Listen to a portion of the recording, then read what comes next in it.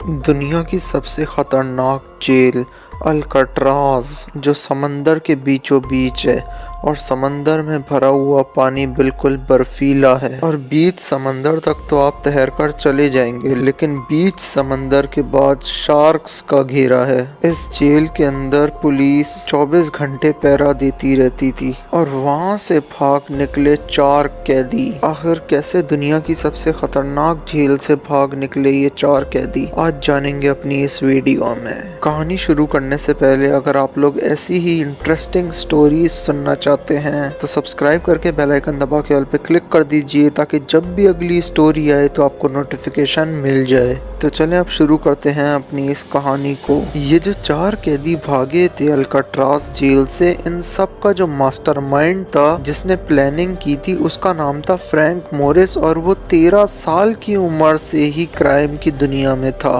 वो ड्रग्स और bank robbery जैसे क्राइम्स में मुलव्विस था और उसका IQ 133 था, यानी कि उसका दिमाग बहुत ही तेज चलता था। 1950 के अंदर वो एक जेल से फरार हो गया था और फिर 10 साल बाद बैंक लूटने के इल्जाम में ही गिरफ्तार हो गया था। और क्योंकि वो पहले ही एक जेल से भाग चुका था तो 1960 के अंदर उसे अल्काट्राज़ जेल में भेज दिया गया। और फिर इस कहानी के 2 और कैरेक्टर्स थे जो दोनों भाई थे। ये लोग भी बैंक रॉबरी के इल्जाम में पकड़े गए थे और ये लोग भी जेल से फरार हो गए थे और फिर इन्हें अल्काट्राज़ भेज दिया गया था। और इस कहानी का आखिरी कैरेक्टर है एलन वेस्ट, जो गाड़ियों के शीशे तोड़कर उन्हें लेकर फरार हो जाता था और फिर इसको जेल में भेज दिया गया। तो ये जेल से भी फरार हो गया था, तो फिर इसे अल्काट्राज़ भेज दिया गया था। इस जेल का पहरा इतना ज्यादा सख्त था कि हर रोज इस जेल के अंदर कैदियों की गिनती होती थी, वो भी एक बार नहीं, 1 से ज्यादा बार। और इन चारों कैरेक्टर्स के ऊपर एक मूवी भी बनी थी जिसका नाम था एस्केप फ्रॉम अल्काट्राज़। इस मूवी में पूरी कहानी बताई जाती है कि किस तरीके से ये चारों कैदी जेल से फरार हुए। तो कहानी की शुरुआत में हम देखते हैं फ्रैंक मॉरिस को,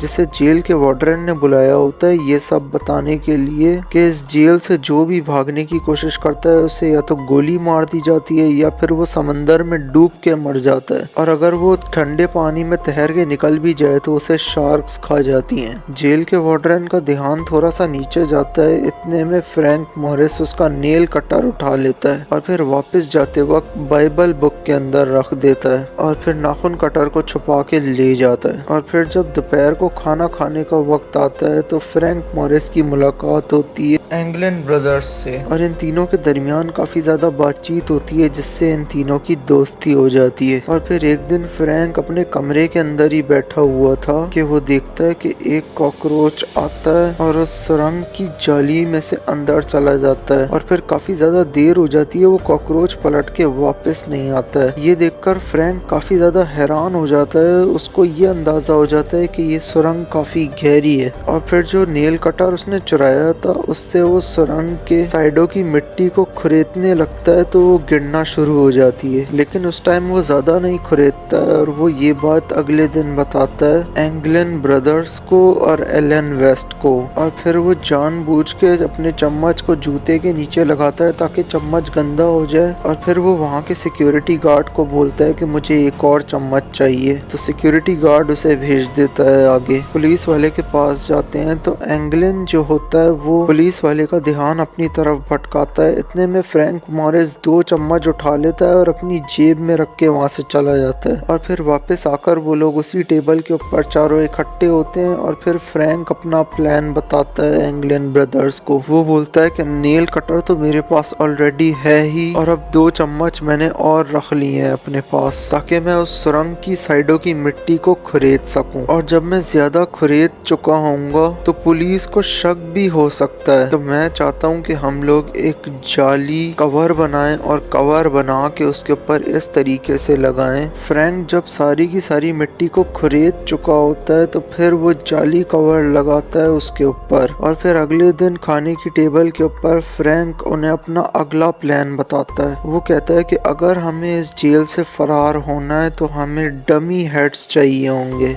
एंगलन ब्रदर्स कहते हैं लेकिन हम लोग डमी हेड्स बनाएंगे कैसे? अब ये सारे लोग जेल के अंदर कुछ ना कुछ काम करते होते हैं। एंगलन ब्रदर्स में से एक भाई जेल के कैदियों के बाल काटने का काम करता है और दूसरा भाई लॉन्ड्री में कपड़े धोता है। तो फ्रैंक बाल काटने वाले को कहता है कि तुमने बहुत सारे बाल इकट्ठे करने हैं, और लॉन्ड्री में कपड़े धोने वाले को कहता है कि तुमने बहुत सारे कपड़े इकट्ठे करने हैं, और बाकी बचा कुचा सामान वो एलन को इकट्ठा करने को बोलता है। जब सारा का सारा सामान इकट्ठा हो जाएगा तो फ्रैंक उन सबको कहता है कि मैं 4 डमी हेड्स बनाऊंगा, जिन्हें हम अपने बिस्तरों पे रखेंगे और फिर नीचे कपड़े रखेंगे और फिर उन सबको चादर उड़ा देंगे, जिससे ऐसा लगेगा कि हम लोग सो रहे हैं। फिर ये सारे लोग अगले दिन ऐसा ही करते हैं और सारा का सारा सामान लाकर दे देते हैं फ्रैंक को। फ्रैंक अपने कमरे के अंदर बैठकर डमी हेड्स तैयार करता है और फिर वो एक डमी हेड को चादर उड़ाता है और फिर वो चला जाता है सुरंग के अंदर। वहाँ पे उसे सीढ़ियाँ नजर आती हैं, वो सीढ़ियों से नीचे उतरता है। वो देखता है कि यहाँ पे भागने की जगह तो है लेकिन वो काफी ज्यादा ऊंची है, तो फिर वो वापस चला जाता है। और अगले दिन वो अपने साथ एक फ्रैंकलिन ब्रदर को भी लेकर आता है और उस फ्रैंकलिन ब्रदर की मदद से वो ऊपर चढ़ता है और वो वहां तक पहुंच जाता है। बस उसे सारी ग्रिल्स को निकालना था। अगले दिन फिर वो सारे लोग खाने की टेबल पे इकट्ठे होते हैं। तब फ्रैंक उन्हें अपने आगे का प्लान बताता है कि हम लोग जेल से भाग के तो निकल जाएंगे, लेकिन समंदर से भागने के लिए हमें कोई ना कोई कश्ती का इंतजाम करना पड़ेगा। वहीं पर वो सारे लोग उससे पूछते हैं कि हम लोग कश्ती का इंतजाम किस तरह करेंगे। तो फ्रैंक उन्हें बोलता है कि हम में से एक बंदा जो लॉन्ड्री में काम करता है वहां से हमने अब चुराना है, उनके जरिए हम एक कश्ती बनाएंगे और उसके बाद फिर जब समंदर की तरफ जाएंगे तो उसे फुलाएंगे और फिर वहां से निकल जाएंगे। तो फिर अगले दिन ये लोग ऐसा ही करते हैं, वो फ्रैंक को लाकर दे देते हैं बहुत सारे कोट्स जो बारिश में पहने जाते हैं, और उन बहुत सारे कोट्स की मदद से फ्रैंक बना लेता है एक कश्ती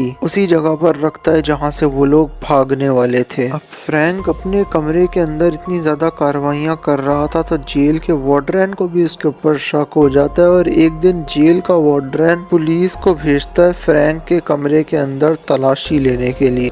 और फिर पुलिस वाला फ्रैंक के बैग को हटाकर देखता है तो उसे वहाँ पर कुछ भी ऐसा नहीं नजर आता है जो शक करने के लायक हो। और फिर इन सबका सारा काम हो चुका था और फिर इन सब ने जेल से भागने का इंतजाम कर लिया था। तो एक रात ये 4 में से 3 लोग उस सुरंग से निकल जाते हैं और चौथा बंदा उस सुरंग के ऊपर कवर लगा देता है, और ये चौथा बंदा था एलन वेस्ट। एलन वेस्ट काफी ज्यादा घबरा रहा था कि वो पकड़ा जाएगा या फिर गोली मार दिया जाएगा या फिर वो समंदर में डूब जाएगा। इस डर से वो वहां से नहीं भागता है। और फिर ये तीनों जेल से निकलते हैं और उसके बाद फिर ये लोग जेल को फैलांग के वहां से भाग जाते हैं, और फिर समंदर में जाते ही साथ ये लोग अपनी कश्तियों को फुलाते हैं और फिर वहां से निकल जाते हैं। और फिर जब सुबह होती है तो पुलिस वाले को शक होता है कि फ्रैंक इतनी देर तक उठा क्यों नहीं है। तो वो कमरे के अंदर आता है और चादर हटाता है तो वो देखता है कि फ्रैंक तो वहाँ पे है ही नहीं, बल्कि वो तो सिर्फ एक डमी हेड है। ये देखकर उसके तोते उड़ जाते हैं। और फिर वो ये बात जाकर बताता है जेल के वार्डन को, और फिर वहाँ पे अलार्म बजा दिया जाता है। हेलीकॉप्टर्स निकल जाते हैं, कश्तियाँ भेज दी जाती हैं, और फिर जहाँ पे वो समंदर खत्म होता था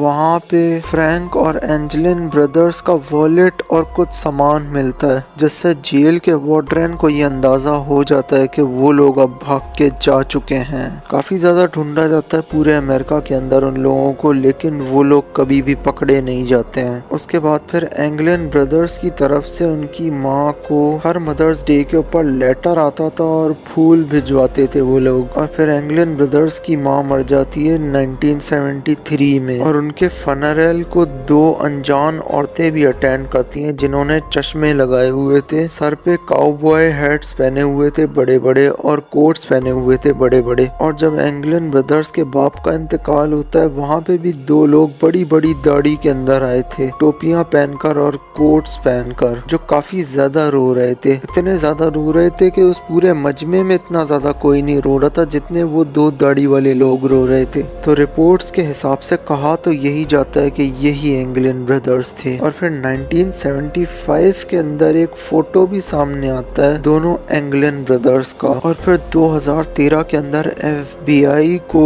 जॉन एंगलिन की तरफ से एक लेटर रिसीव होता है जिसमें ये लिखा हुआ होता है कि मेरा नाम जॉन एंगलिन है। और फिर वो बताता है कि फ्रैंक मॉरिस 2005 के अंदर मर चुका है और मेरा दूसरा भाई क्लेरेंस एंजलिन 2008 के अंदर मर चुका है और मैं अभी 83 साल का हूँ और मैं कैंसर में मुब्तला हूँ। और फिर वो डिमांड करता है FBI से कि अगर आप लोग टीवी पे अनाउंस कर दें कि मुझे मेडिकल ट्रीटमेंट दी जाएगी और जेल में रखा जाएगा लेकिन 1 साल से ज्यादा नहीं रखा जाएगा, तो मैं आपको एक और लेटर लिख दूंगा जिसके अंदर मैं बताऊंगा कि मैं अभी कहाँ पे मौजूद हूँ। तो ये सारे सबूत देखकर ये प्रूव होता है कि वो तीनों उस रात उस जेल से भाग गए थे और समंदर से भी बच के निकल गए थे। और फिर उनमें से एक मारा गया 2005 में और दूसरा मारा गया 2008 में। ऐसी ही मजीद कहानियों के लिंक्स मैंने डिस्क्रिप्शन में दे दिए हैं उनके टॉपिक्स के साथ। और बहुत ज़्यादा मेहनत लगी है इस वीडियो को बनाने में, तो प्लीज़ सब्सक्राइब कीजिएगा लाजमी